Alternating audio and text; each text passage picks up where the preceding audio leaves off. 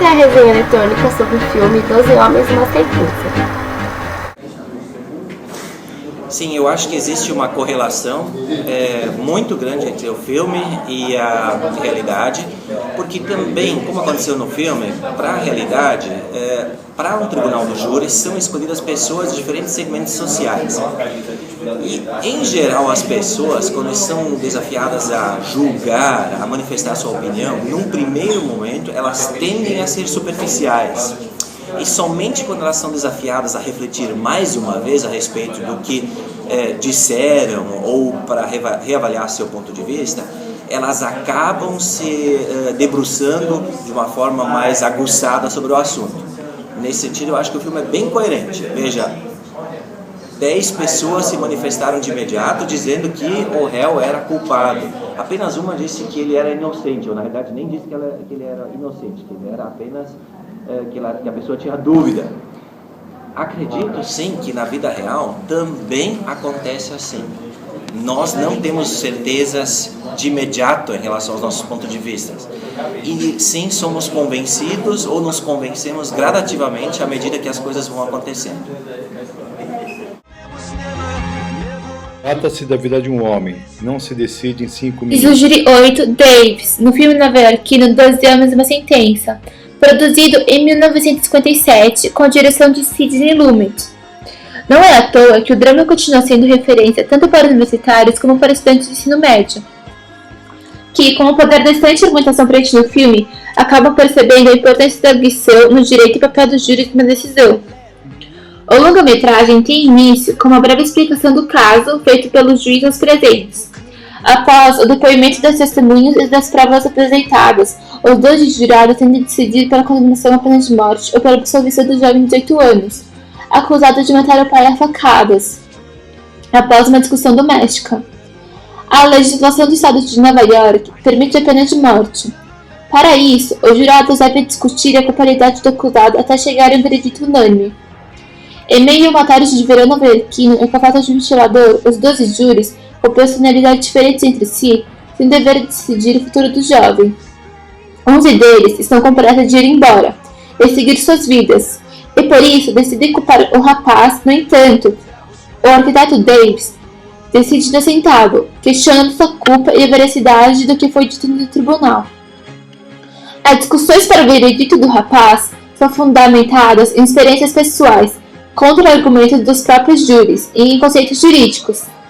Davis reconstrói a cena do crime com a ajuda dos outros júris e com brilhantíssimos argumentos e observações consegue pouco a pouco mudar a opinião dos outros jurados, utilizando casos que envolvam questões pessoais, provocando a inquietação e reflexão mais profunda sobre a vida do garoto, como a falta de uma boa defesa do réu e sobre as testemunhas dos crimes, cujos depoimentos não faziam mais sentido após a discussão dos jurados.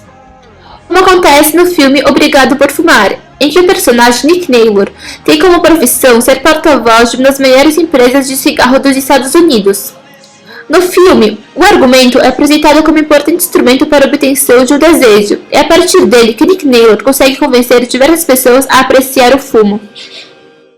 Bom, se a gente fosse pensar sobre o papel da boa argumentação, a gente poderia ficar aqui horas a fio pensando e refletindo sobre a questão. É óbvio que a argumentação, a boa argumentação, ela foi aí objeto de estudo, de pensamentos, de análise de diversos homens importantes ao longo da história. Sobretudo, se a gente fosse analisar um pouquinho a história da filosofia, a gente vai ter um primeiro embate filosófico sobre a questão já com os filósofos sofistas e Sócrates, né? Para os sofistas, por exemplo, a boa argumentação era essencial para a filosofia, né? Para se pensar a política, sobretudo, porque o sofista ele inferia que o homem é a medida de todas as coisas, né? Ou seja, é ele que cria, a partir da sua habilidade retórica, a partir da boa argumentação, ele que cria no limite aquilo que vem a ser conhecido como a verdade. Então, para os sofistas, por exemplo, a boa argumentação é essencial, é mais do que importante, ela é fundamental para a boa posição, para que o ser humano possa se desenvolver para que possa alcançar cargos públicos, por exemplo. Então a argumentação ela serve a este propósito, né? Na Grécia Antiga, para, de certo modo, fazer com que o homem seja melhor, um cidadão mais competente. Aquele que fala bem, desde a Grécia, os antigos já percebem isso, pode obter sucesso na vida, alcançar posições sociais que até então poderia ser inusitada. Então acho que a grande contribuição dos gregos é perceber que a argumentação e a publicidade da palavra, ela é desde cedo um instrumento de poder.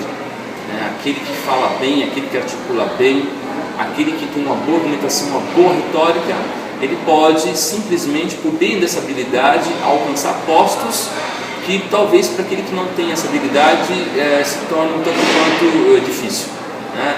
Então, de certo modo, é pensarmos numa questão que não perde a sua atualidade, né? Arrisco dizer que deveríamos ter, inclusive, módulos, matérias eletivas que focassem e que ensinassem ao aluno o valor da boa argumentação, técnicas de bem argumentar, porque isso de fato é premente, né? É algo de suma importância.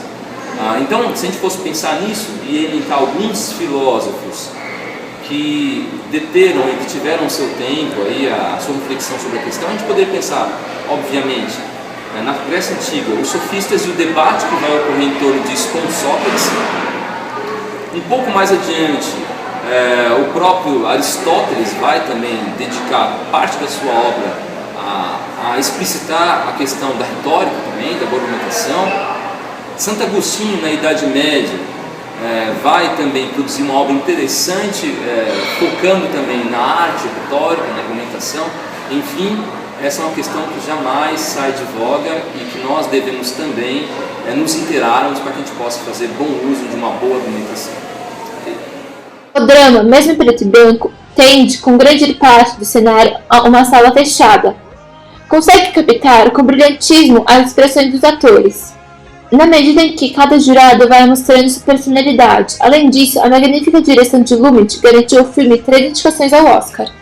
Para concluirmos 12 Homens e uma Sentença, mostra que a aparência e a pressa nem sempre nos leva para o caminho certo.